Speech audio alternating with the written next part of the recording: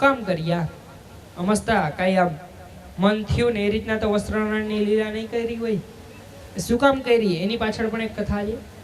જે બધા કુમારકાઓ હતી, સુખદેવજી કહે છે કે રાજા એ બધી કુમારકા હતી। અને કુમારિકા શબ્દ કેના માટે વપરાય? કુમારકા અલગ અને કુંવારી અલગ। કુંવારી શબ્દ કોના માટે વપરાય? જેના વિવાહ ના થયા હોય। કુમારકા શબ્દ કેના માટે વપરાય? એ એક અવસ્થા કીધી છે। જે બેન દીકરી હોય એની એક અવસ્થા હોય। 5 વર્ષ સુધી તો બાળક કહેવાય, બાલ્યાવસ્થા। એ 5 થી લઈ અને 7.5 8 ની વચ્ચેની જે 2.5 વર્ષનો ગાળો, 7 7.5 ની વચ્ચેની ઉંમર, વિચારો 5 થી 7 ની ઉંમર, જે 7 7.5 ની, એ 2 2.5 વર્ષ, એ અવસ્થા કઈ કહેવાય? તો કુમારકા। એ પછી પુખ્તાવસ્થા આવે, યુવાવસ્થા આવે, એ બધી અવસ્થા પછી આવે। વિચાર લ્યો, એ જે 5 થી જે 7.5 8 ની વચ્ચેની ઉંમર, એ બાલ્યાવસ્થા, એ કુમારકા અવસ્થા કીધી। કુમારકાઓ હતી। આપણે અહીંયા જોલા મોરાકત કરે, નાની નાની છોકરીઓ મોરાકત કરે, એમ વ્રજમાં એ બધો ભાગ છે ત્યાં કાત્યાયની માનું વ્રત કરે। કાત્યાયની દેવી હતા એનું વ્રત કરતા, ત્યાં વ્રત કરે। એ સમય કયો હતો કે હેમંત ઋતુનો, આપણે કારતક માગસર, કારતક પછીનો જે માગસર પોષ મહિના આવે એ હેમંત ઋતુના કીધા। હેમંત ઋતુના મહિના હોય એ સમયમાં આવતું એ વ્રત, ત્યારે એ લોકો જમનાજીની મર્યાદા ના જાળવી શક્યા। એ લોકો જે જમનાજી તીર્થ સ્થાન હતું એ તીર્થ ઘાટની મર્યાદા ના જાળવી શક્યા। ઘણા લોકો જોઈએ દ્વારકા ગયા હોય, દ્વારકા ફરવા માટે જાય, દર્શન કરે, પછી આવે એટલે આપણે વાત કરીએ, એ વાત કરતા કરતા કહેતો હોય અમે દ્વારકા ગયા હતા, ગોમતીજીમાં નાયા, બહુ મજા આવી ગઈ। આ રીતના વાત કરે, ગોમતીજીમાં નાયા, બહુ મજા આવી। મનથી માનો ગોમતીજી છે, જમનાજી, ગોમતીજી, ગંગાજી, આ બધામાં અમુક મર્યાદાથી તમે સ્નાન કરી શકો। ત્યારે જમનાજીનું એ સ્વરૂપ છે કે એમાં સ્નાનની મનાઈ છે। વૈષ્ણવ હોય એમને ખ્યાલ હોય, જમનાજીનું સ્નાન ના કરે, પાન કરે। આપણે એમ કહીએ યમુના પાન અને ગંગા સ્નાન। ગંગાજીમાં સ્નાનનું મહત્વ છે, યમુનાજીમાં પાનનું મહત્વ। વૈષ્ણવ હોય એ શું કરે, ત્યાં જાય એટલે અમે એકવાર માથે ચડાવે, બે આમ થોડાક 2 4 ટીપા હોય મુખમાં પધરાવે, હાથ જોડીએ ને ત્યાંથી ચાલ્યા જાય। ગંગાજીનું જોઈએ આપણે એ રીતના। જે ગોમતીજીનું તમે જુઓ, ગોમતીજીનું સ્નાનનું મહત્વ પણ એ કઈ રીતનું, તમે ત્યાં જાઓ ત્યાં એક પછી એક ઘણા બધા ઘાટ છે, નરસિંહ ઘાટ ને રાધા ઘાટ ને અલગ અલગ ઘાટ છે। ઘણા લોકો એ ઘાટ ઉપર ચડે, ત્યાંથી આમ જોશથી કૂદકો મારે, હળી કાઢીને ઓલા સ્વિમિંગ પુલમાં મારે ને એવી રીતના કૂદકો મારે। આપણે એમ થાય કે બસ આના માટે જ આવ્યા છે, ભગવાન કોણ ને ગોમતીજી કોણ, અહીંયા પાણી જોયું ને નાઈ ખા। વિચારો તો કઈ રીતના જઈ શકાય? એકવાર તમે ત્યાં નજીક આવો, કિનારે આવો, હાથ જોડો, વંદન કરો। એ હાથ જોડી વંદન કરી પછી તો કે તમે એમાં 2 4 ટીપા લઈ અને માથે ચડાવો, 2 4 ટીપા મુખમાં પધરાવો, એકવાર હાથ જોડીને પ્રાર્થના કરો, માં આજે હું જેમ કોઈ બાળક એની માના ખોડામાં પગ રાખીને સૂતું હોય અને એને પાપ ના લાગે, અપરાધ ના થાય, એ રીતના આજે હું એક બાળક તમારામાં પગ નાખીને સ્નાન કરું। પેલા પ્રાર્થના કરો પછી અંદર પ્રવેશો। આજે બધા લોકો હોય અમુક આમ હળી કાઢીને કૂદકા મારે, એ વસ્તુ વિચારવા જેવી હોય। મારા પિતા ભેગો નાનકડો હતો, કથામાં જતો। એકવાર હરિદ્વારમાં કથા હતી, એ હરિદ્વાર કથા હતી, ત્યાંથી પછી જે યજમાન હતા ને એને ઓલો ચૂંદડી મનોરથ કરવાનો હતો, ત્યાંથી મથુરા આવ્યા, બહુ દૂર થતું નથી। હરિદ્વારમાં કથા પૂરી થઈ, મારી તબિયત બહુ બગડી ગઈ હતી, હું સાથે ગયો, તબિયત થોડીક વધારે બગડી ગઈ। ત્યાંથી તાત્કાલિક હું ને પિતાની બીજી જગ્યાએ કથા હતી, પાછી અહીંયા પપ્પા એ બધી કથામાં જવાનું, અને મારી તબિયત થોડીક બગડી ગઈ, અમે ત્યાંથી તાત્કાલિક અહીંયા આવી ગયા। એટલે થોડીક વધારે બગડી એટલે અમે ફટાફટ આવી ગયા। પેલા બીજા ભેગા ઓલા આવે જપ માટેના, બધા પોથી યજમાન હતા, જપ માટેના આવ્યા હતા ને, એ લોકો પહેલી વાર વ્રજમાન મથુરાન બધે આવ્યા। એને કીધું, પપ્પાએ એને કીધું હતું તમે તમારી રીતના છૂટમાં, તમે અહીંયા રહેજો, યજમાનની સાથે રહેજો, વાંધો નહીં, તમને છૂટ। આ રીતનું કહે ને અમે નીકળી ગયા, અમે પાછા ઘરે આવી ગયા। એમાં એક ભાઈ નાવાના શોખીન હતા, પપ્પા એને સૂચના આપતા ભૂલી ગયા।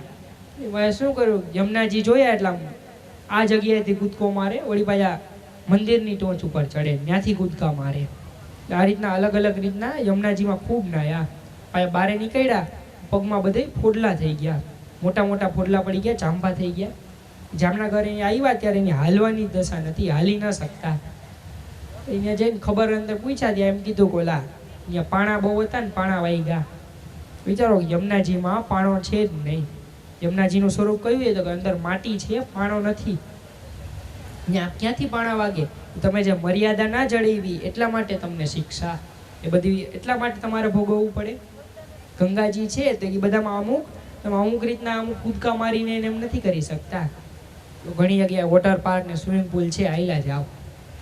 જે તીર્થ સ્થાન છે એનું અમુક મહત્વ હોય. એટલે ગુલાટિયા મારીને એમાં ઠેકડો ન મરાય, એમાં ડૂબકીનું મહત્વ. અંદર ડૂબકી મારો, બહાર નીકળી જાઓ, એ રીતનું. અથવા સ્નાનનું મન હોય તો પછી મર્યાદાથી કરી શકાય. જે અત્યારના લોકો કરે એ રીતનું સ્નાનનું મહત્વ નથી. ત્યારે વાત કીધી છે કે જે બધી નાની નાની કુમારકાઓ હતી, જે 5 થી 7.5 વર્ષની વચ્ચેની ઉંમર, એ બધી દીકરીઓ યમુનાજીનું અમુક મહત્વ ના જાળવી, જે મર્યાદા જાળવવાની હોય એ ના જાળવી શક્યા, એમના અંદર પ્રવેશી ગયા. એટલા માટે પ્રભુએ આ લીલા કરી વસ્ત્રહરણની. મહત્વ ના જાળવ્યું, યમુનાજીની મર્યાદા ના જાળવી, એટલે ભાન દેવા માટે કર્યું.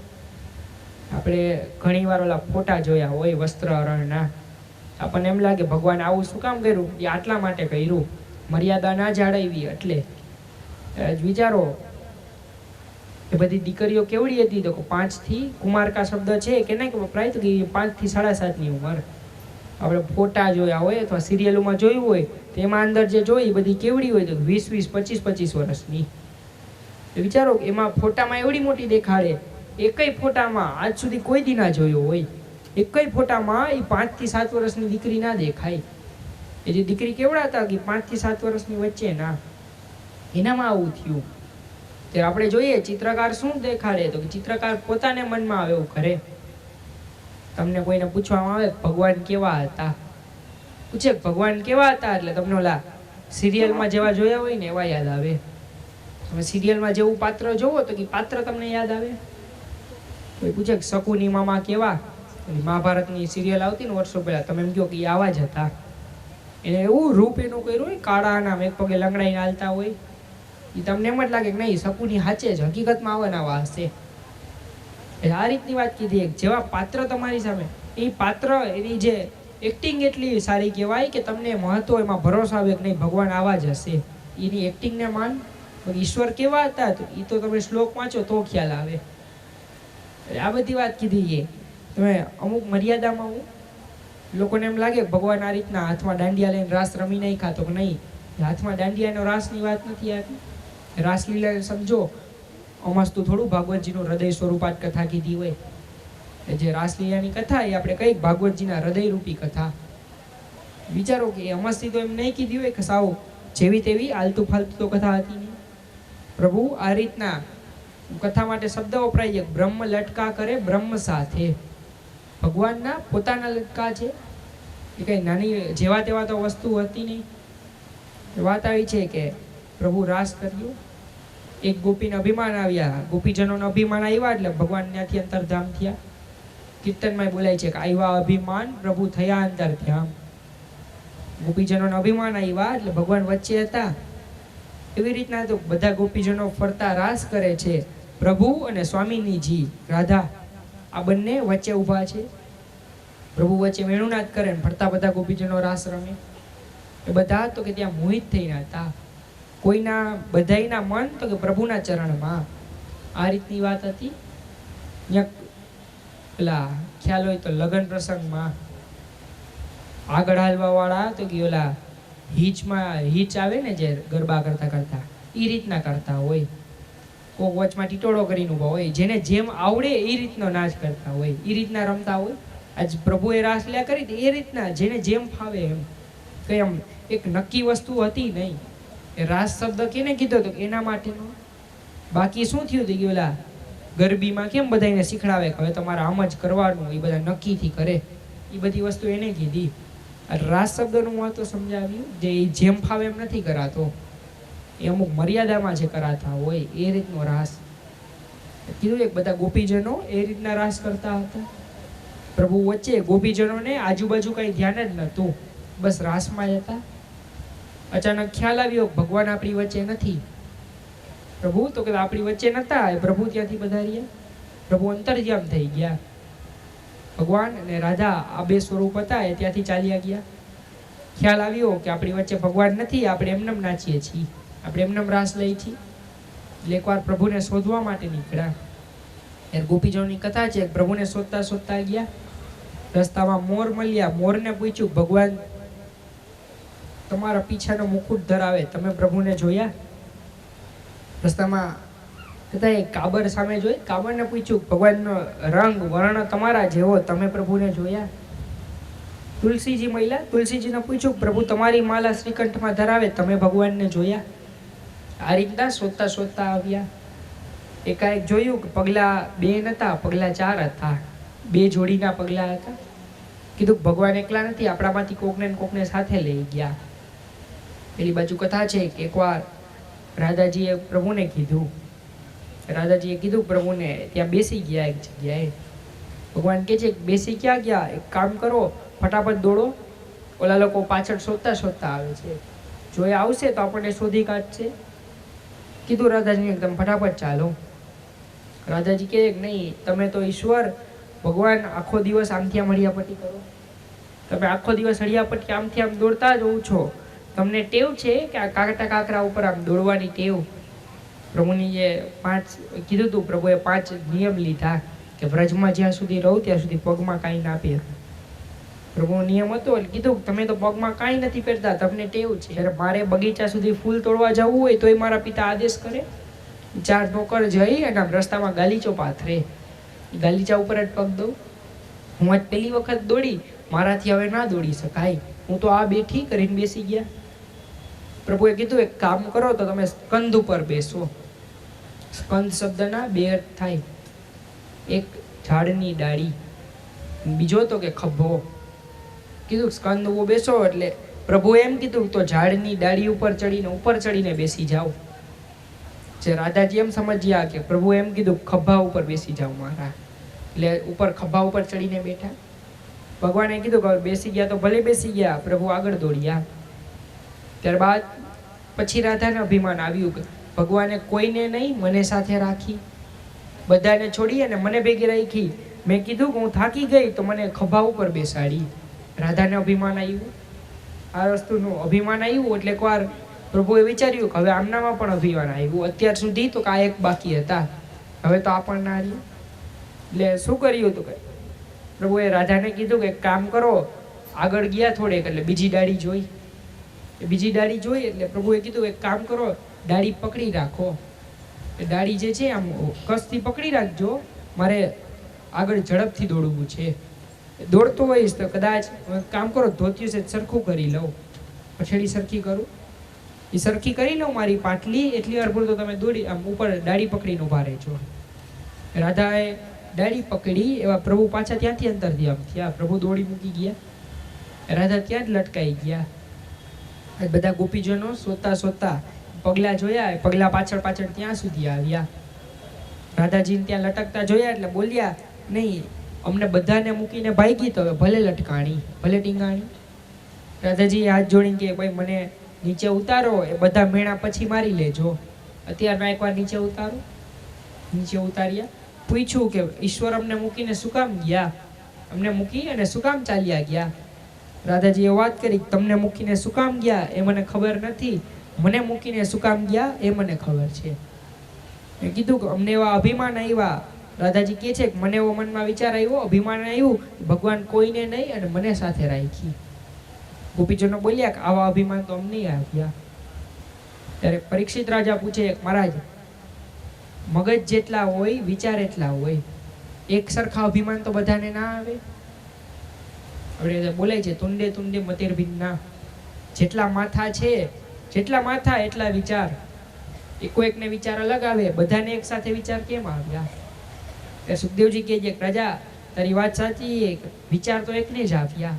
એ એક ગોપી રાસ રમતા રમતા એના હાથની તાલી બીજી ગોપીને મારી, બીજીએ ત્રીજીને મારી. આ રીતના બધાને અભિમાન ફેલાણે.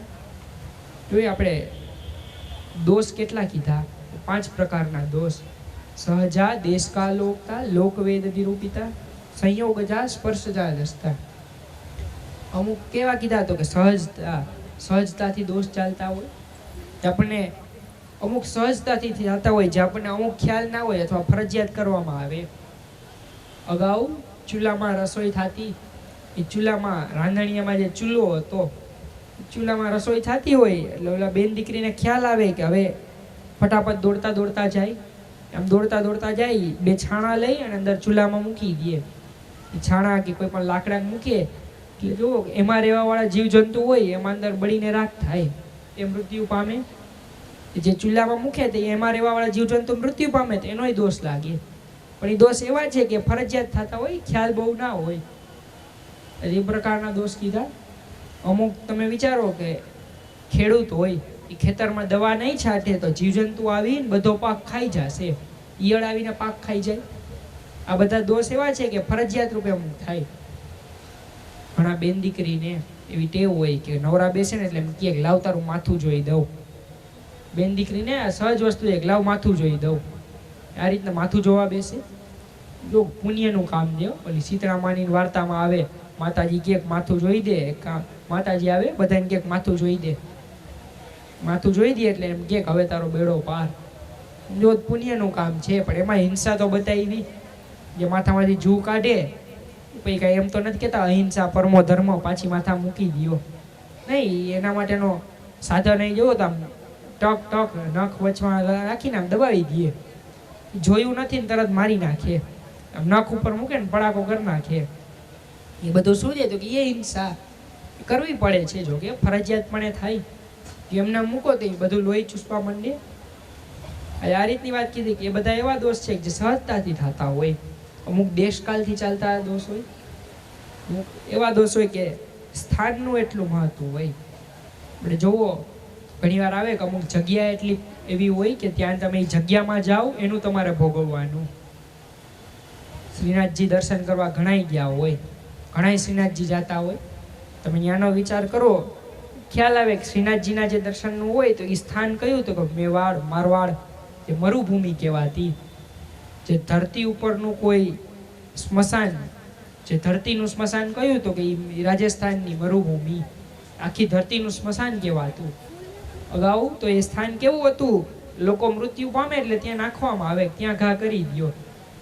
કોઈ વિધિ ના કરવી હોય અથવા કોઈ એવું વ્યક્તિ હોય કે જેની આગળ પાછળ કોઈ નથી, એની વિધિ કરવા વાળું કોઈ નથી, તો હવે એ વ્યક્તિનું શું કરવું? એમ કહેતા કે મરુભૂમિમાં નાખી આવો, ત્યાં જઈ અને ગમે ત્યાં ઘા કરી દેવામાં આવતો.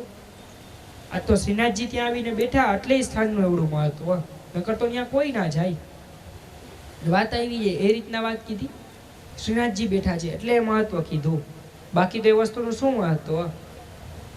જ્યારે જ વાત આવી છે એ મરુભૂમિ, એ બધું સ્થાન એવું તમે ત્યાં જાઓ તોય તમારે અમુક વસ્તુ ભોગવો. કથા આવે એ ગોંડલની બાજુનો વિસ્તાર, જે ગોંડલની આજુબાજુનો અમુક વિસ્તાર હતો, ત્યાંની કથા છે કે શ્રવણ એના માતા પિતાને લઈ અને ત્યાં એ બધા વિસ્તારમાંથી પસાર થયા, યાત્રા કરાવતા હતા. ત્યાં ગયા એટલે શ્રવણને રાતના વિચાર આવ્યો કે હું તો જુવાન છું, શું કામ મારી આ રીતના જુવાની વેડફી નાખું?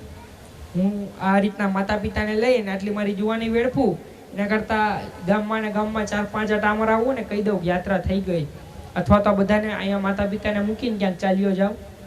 આ રીતના વિચાર આવ્યા. ઓલી બાજુ કથા છે કે એકવાર એના માતા પિતાને થયો એ જે બધો એ જે ભાગ હતો ત્યાંથી બહાર નીકળ્યા. ત્યાંથી બહાર નીકળો એટલે એકવાર શ્રવણ હાથ જોડીએ ને માતા પિતાને કીધું કે મને આવો રાતના વિચાર આવ્યો કે હું મારી જુવાની શું કામ વેડફું, અથવા તમને અહીંયા મૂકી અને ચાલ્યો જાઓ. એના માતા પિતા હતા જે શાંતનુને જ્ઞાન દીધું. એ લોકો કે દીકરા એમાં ભૂલ તારી નથી, અમને પણ આ વિચાર આવ્યો. આ બધી ભૂલ કોની કહેવાય તો કે જગ્યા એટલી એવી હતી. એ જે બધી જગ્યા છે એ જગ્યાનો દોષ છે, જગ્યા એટલી કુકર્મવાળી જગ્યાનો દોષ. અમને વિચાર આવતો તો દીકરો સાચે જ અમને યાત્રા કરાવે છે, ગામમાં ગામમાં આટા મરાવે છે. એ વાત કરી કે આ બધું જગ્યાનો દોષ કીધો. બધા જે ભૂલ ને બધા દોષ છે એ કેના તો કે સ્થાનના. સ્થાન એવું છે, વાત કરે છે આજે પ્રભુને કીધું કે બધા અભિમાન છે એ દેશકાલથી થતા હોય, અમુક દોષ દેશકાલના. આગળ વાત કીધી કે અમુક એવા હોય કે લોકાચારથી થતા હોય. અમુક તો કે દોષ કેવા કીધા, તો કે જે લોકાચારથી ચાલતા હોય. ઘણી વસ્તુ એવી હોય કે ઓમ શાસ્ત્રમાં એ વસ્તુનો કાંઈ આપ્યું નથી, પણ આપણામાં અમુક વસ્તુ આવતી હોય જે સમાજ એની વિરુદ્ધમાં હોય. ઘણા બધા એવા દોષ કીધા જે સમાજના વિરોધમાં આપ્યા હોય. આપણે ત્યાં બોલાય માતૃદેવો ભવ, પિતૃદેવો ભવ, આચાર્ય દેવો ભવ, અતિથિ દેવો ભવ.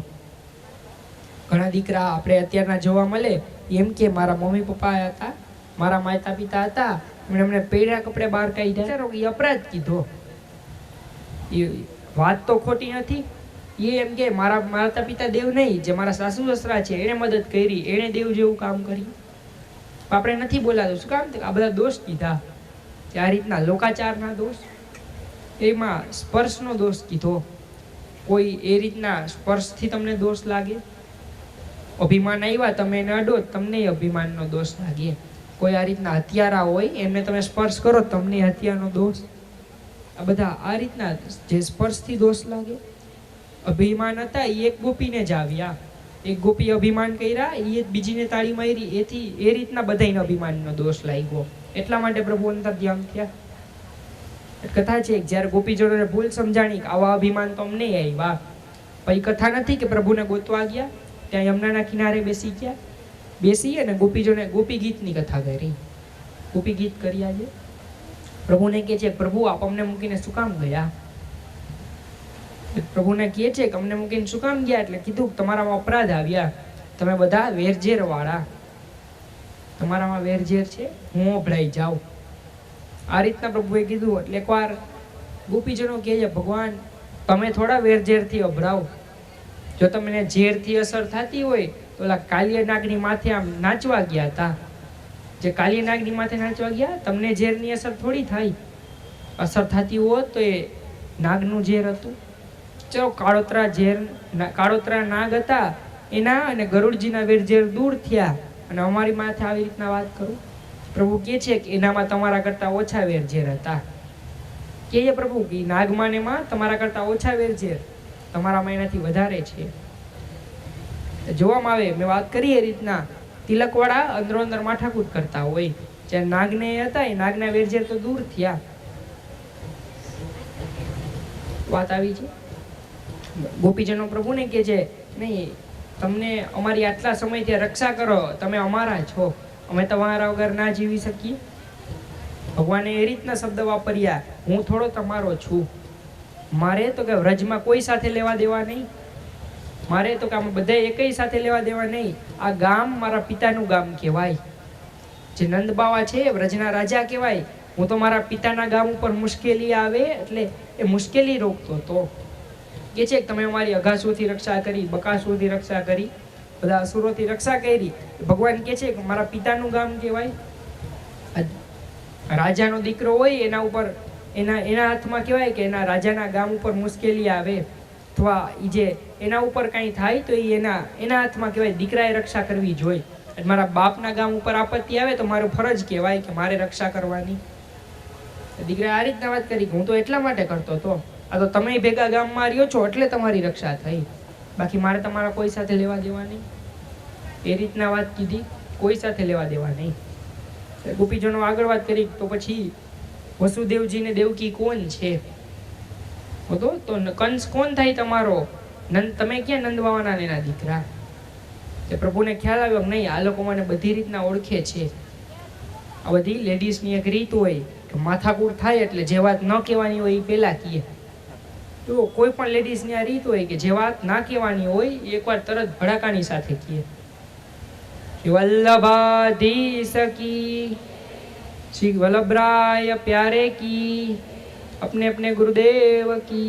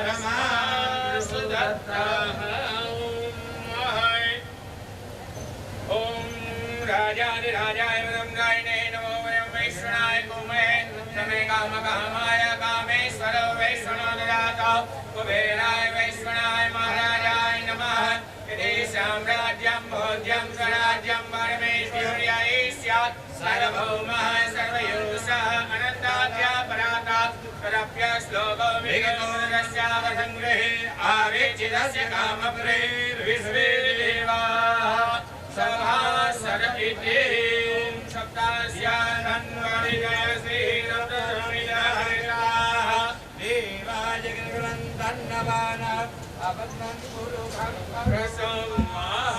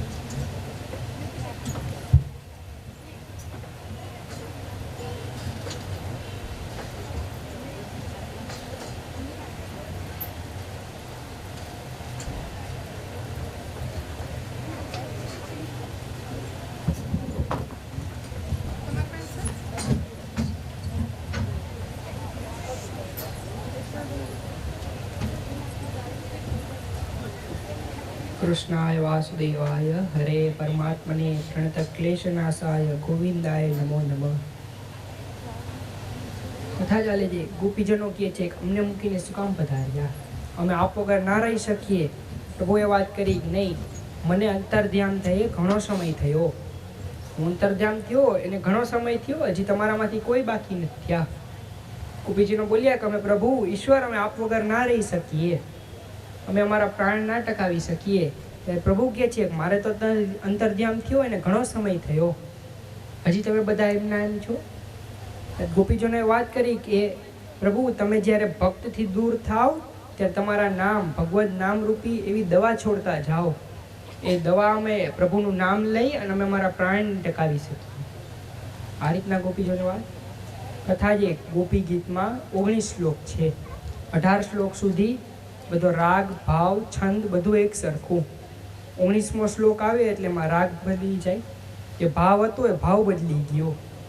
અત્યાર સુધી ગોપીજનો પોતાને વિચાર કરીને વાત કરી.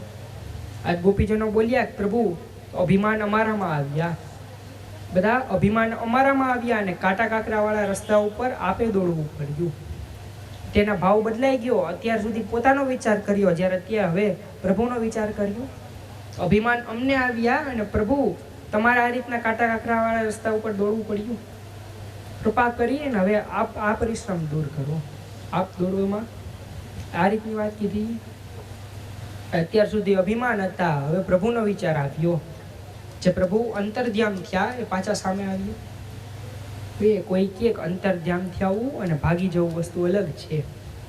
એ પ્રભુ હતા એક એવો આપણે અંતરપટ કઈ એ રીતનો જે સામે સામે હોય પણ છતાં આપણે જોઈ ના શકાતા હોય, એ રીતના પ્રભુ અંતર્ધ્યાન થયા. પ્રભુ પાછા સામે પ્રગટ્યા છે.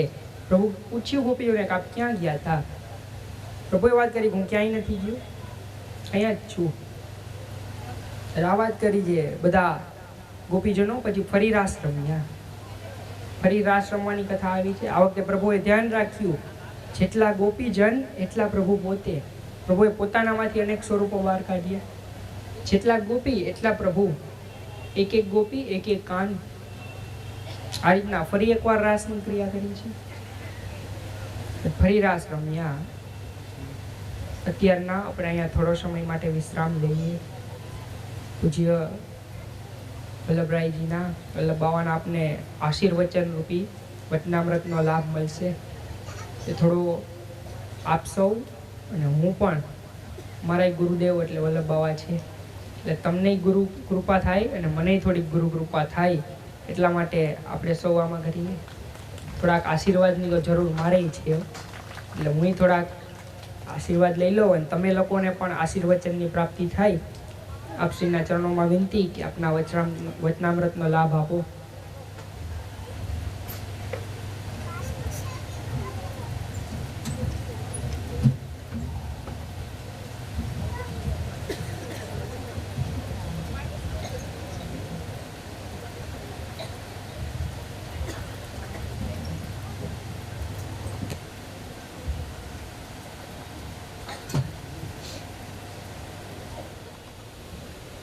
वज्रांकुशध्वज सरोरुहलांछनाट्यम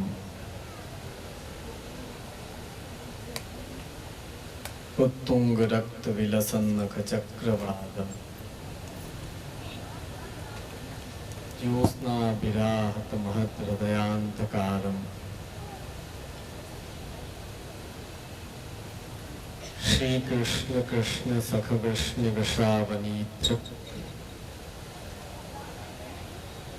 राजन्य वंश दहनान पवर्ग वीर्य गोविंद गोप वनिता व्रज भृत्य गीत तीर्थ श्रव श्रवण मंगल पाहि भृत्याम श्रीमदाचार्य चरणम शरणम सर्वदीहिनाम अशेष दूष दहनम मस्तके राजताम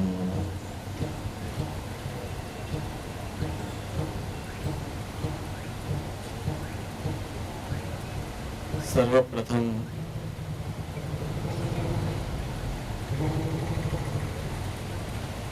निकुंज नायक श्री मदन मोहन प्रभु तथा वांगमय स्वरूप श्रीमद् भागवत जी में चरणारविंदમાં दंडवत प्रणाम.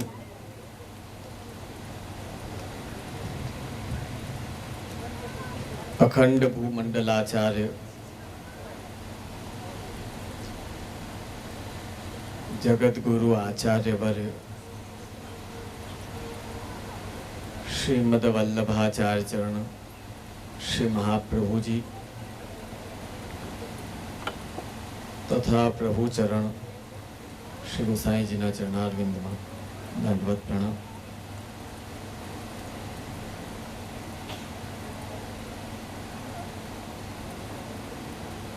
न्यू डिवाइन लेडीज क्लब संस्था द्वारा आयोजित श्रीमद् भागवत सप्ताह ज्ञान यज्ञना कथा व्यास आदरणीय रामभाई शास्त्री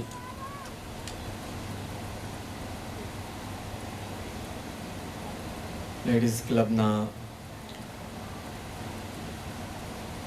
सर्वे पदाधिकारीओ सदस्यों तेमज श्रीमद् भागवत सप्ताहना श्रवण माटे समुपस्थित भाइयों बहनों बाळको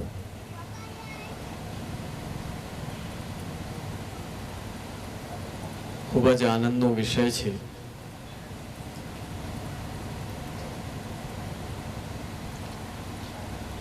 कि परम भगवती श्री बटुक भाई तेमज श्री दीपक भाई बाद हमारा मोटी हवेली ना शास्त्री जी राम भाई छे अने श्री मदन मोहन प्रभु सन्मुख भगवत नाम लेवानो अलभ्य लाभ ते लई रह्या छे.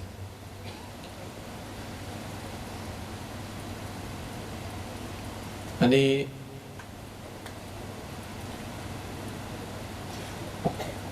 આવી બૃહદ શ્રીમદ ભાગવત કથાનો સુયોગ આજે પ્રથમવાર એમને બની રહ્યો છે. શ્રીમદ ભગવાન પ્રભુના ચરણારવિંદમાં વારંવાર એ વિનંતી કરી,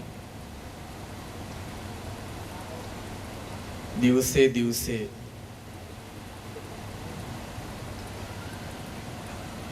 એમની કથા વાણી જ્ઞાનમય, દ્રષ્ટાંતમય અને ભાગવતમય બને તેવી શ્રી ઠાકોરજી કૃપા કરે.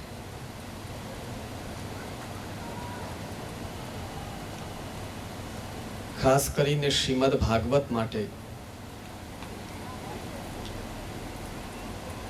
અમારા પૂજ્ય દાદાશ્રી શ્રી બ્રજભૂષણ લાલજી મહારાજ શ્રી આજ્ઞા કરતા કે ભાગવત, શ્રીમદ ભાગવત છે તે કોઈ માત્ર એક ગ્રંથ, માત્ર કોઈ લખાણ કે માત્ર સાદા અક્ષરો એ શ્રીમદ ભાગવત નથી.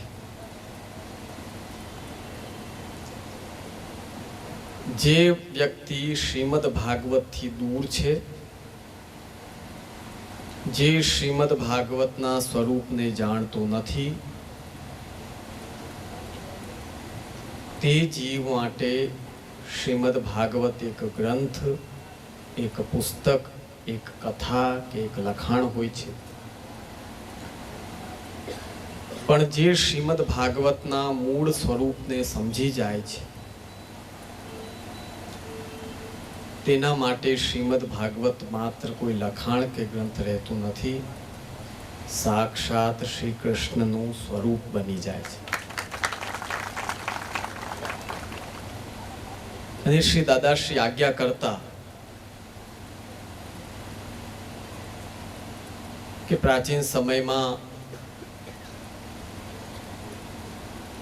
સાધકો કેટલી કેટલી સાધના કરતા, ત્યારે જઈને સિદ્ધિ પ્રાપ્ત થતી. ધ્રુવ ચરિત્રમાં બદ્ધવમ બદ્ધવમ દિને દિને, પત્તા ખાઈને, હવા ખાઈને, આવી રીતે ધ્રુવજીએ જ્યારે ભગવાનની આરાધના કરી ત્યારે શ્રી ઠાકોરજીએ પ્રગટ થઈ. બિલકુલ અજ્ઞાની બાલક પોતાનો શંખ એમના હોઠને અડાડ્યો.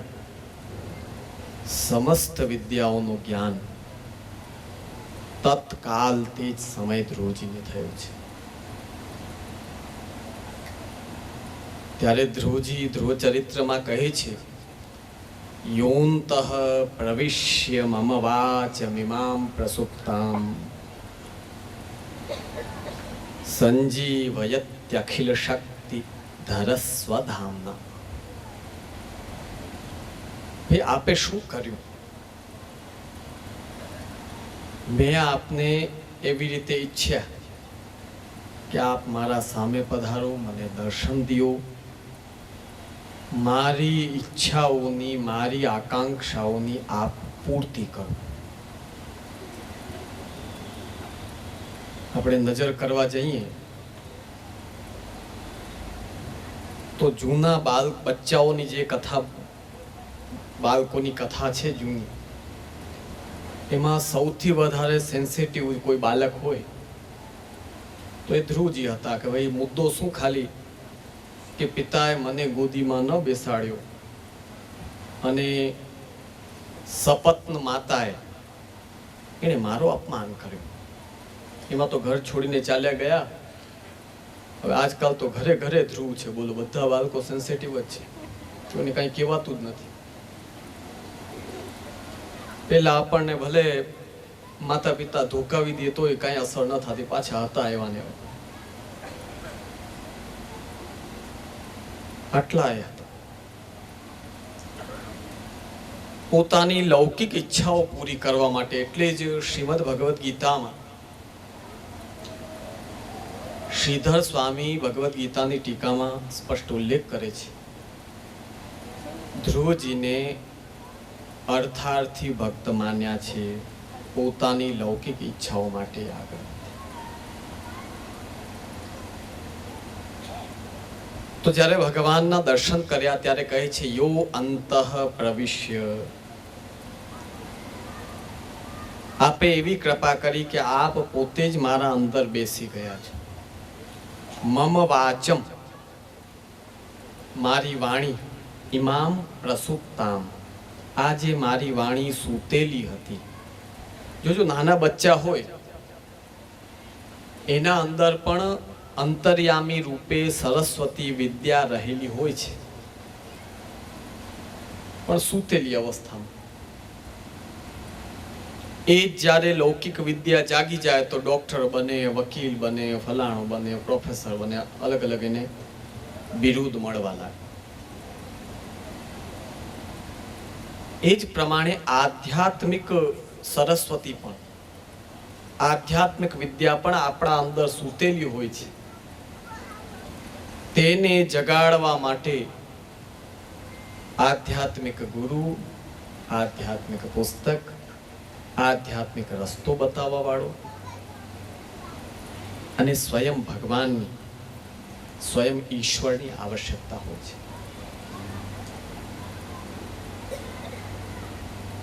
ઇમામ પ્રસુપ્તામ સંજીવયતિ અખિલ શક્તિધર સ્વધામના. હે અખિલ શક્તિધર, હે ભગવાન, આપે એ સૂતેલી વાણીને પોતાના તેજ દ્વારા સંજીવયતિ, આપે એને જીવિત કરી છે. બસ આ જ પ્રક્રિયા શ્રીમદ ભાગવત સાંભળવામાં, શ્રીમદ ભાગવતને સાધવામાં, શ્રીમદ ભાગવતનું પાઠ કરવામાં, આ પ્રકારે તમે આયોજન બધું કરો એ તો ખૂબ સારી વાત છે. પણ આવા આયોજનમાં સાંભળવા વાળા 80% ફોર્મલ હોય. સાંભળવા વાળા બોલો, ફોર્માલિટી પૂરી કરવા આવ્યા, પ્રભુને અંદર બેસાડવા કોઈ ના આવ્યું. બધા જોડાયેલા હોય એકબીજાથી કે ચલો આપણે જઈ આવીએ, એક દિવસ સારું લાગે. ભાગવતજીને પ્રસન્ન કરવા નહીં, સગાવાલાઓને રાજી કરવા માટે આવો. તો ફોર્માલિટી પૂરી કરવા માટે વ્યાવહારિક રૂપે જ્યારે તમારી હાજરી હોય છે ત્યારે એ સાધનાનો અંગ નહીં પણ લૌકિક વ્યવહારના અંગ રૂપે હોય છે. તો દાદાશ્રી આજ્ઞા કરતા કે જો શ્રીમદ ભાગવતને હૃદયમાં બિરાજાવા છે તો બ્રાહ્મણ માટે એક જ ઉપાય છે કે રોજના 11 અધ્યાય શ્રીમદ ભાગવતના જે શાસ્ત્રીજી બ્રાહ્મણ દ્વારા થાય એને અમુક કાલમાં ભાગવતજી બારે ન રહીએ, અંદર બિરાજી જાય પધારે. આ સિદ્ધાંત છે. પણ અત્યંત દુઃખની વાત છે,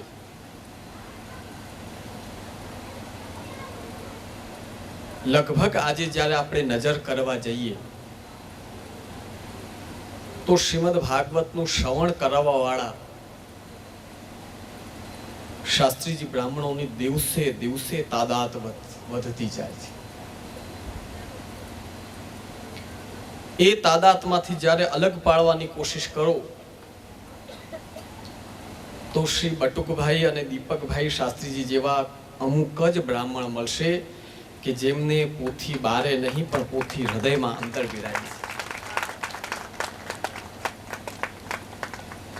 અમે રામને પણ એક જ વાત કરશું, અમારા તો પુત્રવત છે. અમારા બાલક, અમારા રસાદવાના ખાસ મિત્રને ત્યાં ખેલવા પણ આવતો હતો કે અમારા દાદાશ્રીની આ વાત હૃદયમાં રાખો આણે તો પોતાના સ્વયંના દાદાને પણ ત્યારે સાવ નાની એજ હતી તારી, કેટલા વર્ષનો હતો? હા 3 વર્ષનો. પણ આણે જોયા હશે કે આદરણીય બટુકભાઈ શાસ્ત્રીને એક દિવસમાં 3 ભાગવતના ક્રમ ચાલતા. પ્રાતઃકાલના ભાગવતજી અલગ, એમાં પહેલો અધ્યાય પહેલો સ્કંધ ચાલુ હોય, પછી બપોર સમયના ભાગવતજીમાં 5મો સ્કંધ ચાલુ હોય, અને સાંજ સમયના ભાગવતજીમાં 9મો સ્કંધ ચાલુ હોય. આવી રીતે સતત શ્રીમદ ભાગવતજી એમને રહેતા. અને તમે જોઈ શકો છો એમની બધી કથાઓ, તમે પહેલાની તમારે વિડીયો જોવા હોય તો આપ લોકો જોઈ શકો છો. બિલકુલ સાદું જીવન, એક ઉપરણો અને ધોતી, એક સીવેલો કપડો પહેરતા ને, અને એકાકાર થઈને શ્રીમદ ભાગવતનું શ્રવણ વૈષ્ણવજનોને કરાવતા. શ્રી બટુકભાઈ શાસ્ત્રીના ભાગવતજીનો ક્રમ ચાલતો હોય તો સગા વાલાના લગ્ન પણ છોડીને લોકો શ્રવણ કરવા માટે બેસતા. આ અમે અમારી નજરે જોયું છે. તો કહેવાનું તાત્પર્ય કે જેમ વક્તા માટે શ્રીમદ ભાગવત એક પોથી ન બનીને સાક્ષાત કૃષ્ણ બનીને હૃદયમાં વિરાજમાન થાય, તે જ પ્રમાણે સાંભળવા વાળા શ્રોતાઓ માટે પણ જરૂરી છે કે માત્ર શ્રીમદ ભાગવત પોથી બનીને ન રહે, પણ કાન દ્વારા હૃદય સુધી એ સ્થિર થાય. એટલે જ ઘણાને જોજો, ઘણાએ મોટા મોટા રેકોર્ડ બ્રેક કરેલા છે. ભાઈ કેટલી સપ્તાહ શ્રવણ કરી, તો કે અરે આ ભાઈએ તો ઓછામાં ઓછી 300 સપ્તાહ સાંભળી હશે. પછી બીજાને પૂછો કે આ માજીએ 400 સપ્તાહ સાંભળી હશે. હવે 400 સપ્તાહ, 300 સપ્તાહ સાંભળે ને જો ભગવાન માટે પ્રેમ, આ ભગવાને બનાવેલી સૃષ્ટિ માટે સમભાવ, અને એ સૃષ્ટિમાં રહેનારા લોકો માટે સ્નેહ ન ઉપજે, તો 300 કથા સાંભળવાની ફલશ્રુતિ શું, અને 300 કથા કહેવાની ફલશ્રુતિ શું? પ્રિયજનો, કહેવાનો તાત્પર્ય આટલા ભાગવતનું શ્રવણ કર્યા પછી પણ જો આપણા મનો મસ્તિષ્કમાં એક ખાલી કથા વાર્તા રૂપે જ્યારે શ્રીમદ ભાગવતનું શ્રવણ થાય, વ્યવહાર રૂપે જ્યારે શ્રીમદ ભાગવતનું શ્રવણ થાય, ત્યારે એ માત્ર વ્યાવહારિક શ્રવણ રહે છે. સાધના રૂપ શ્રવણ, ભક્તિને દેનારું શ્રવણ અને પ્રેમને દેનારું શ્રવણ એ રહેતું નથી. દ્વિતીય સ્કંદ ભાગવતમાં પરીક્ષિતજી કહે છે, પ્રવિષ્ટઃ કર્ણરંધ્રેણ સ્વાનામ ભાવ સરોરુહમ ધુનોતિ શમલમ કૃષ્ણ સલિલસ્ય યથા શરત. સલિલ એટલે જલ. જેમ શરદ ઋતુ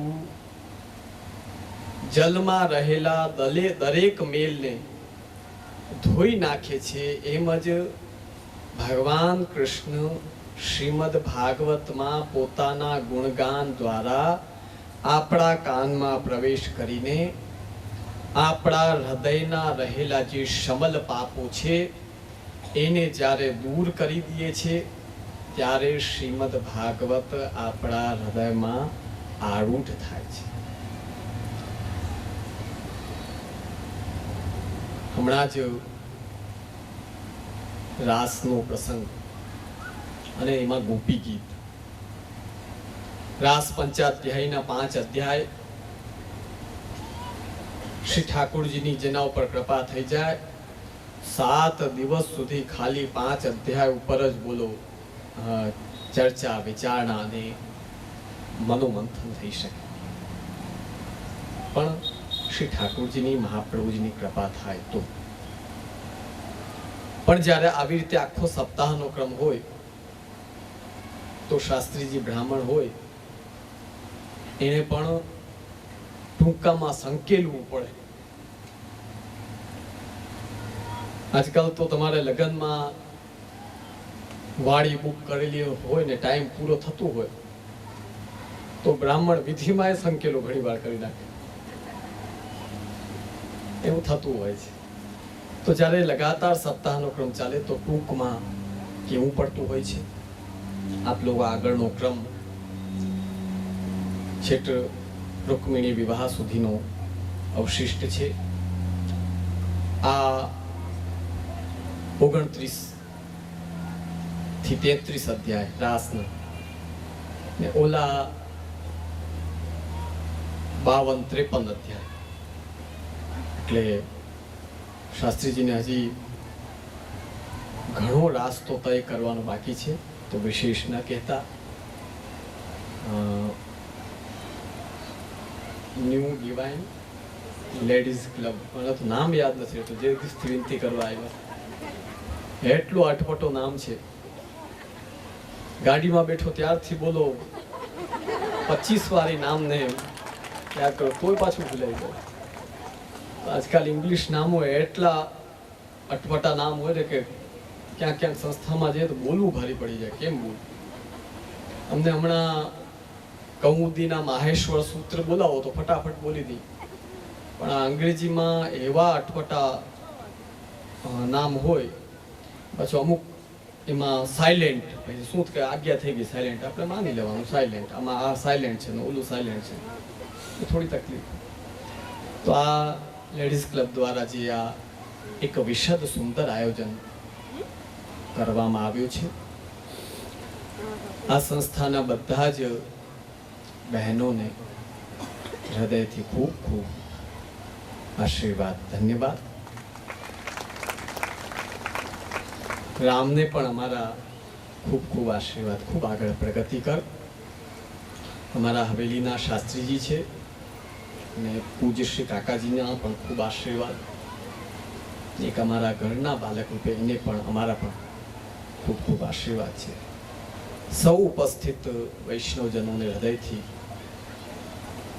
આશીર્વાદ, ધન્યવાદ પ્રદાન કરી હું મારા વક્તવ્યને વિરામ આપું છું. આશીર્વાદ, ધન્યવાદ.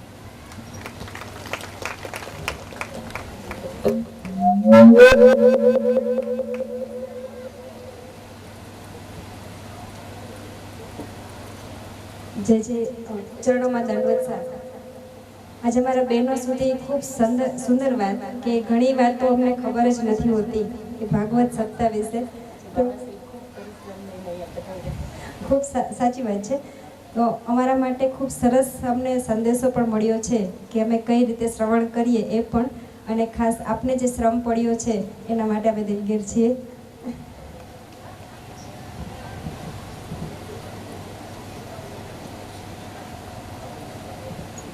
પરમ પૂજ્ય શ્રી છે જે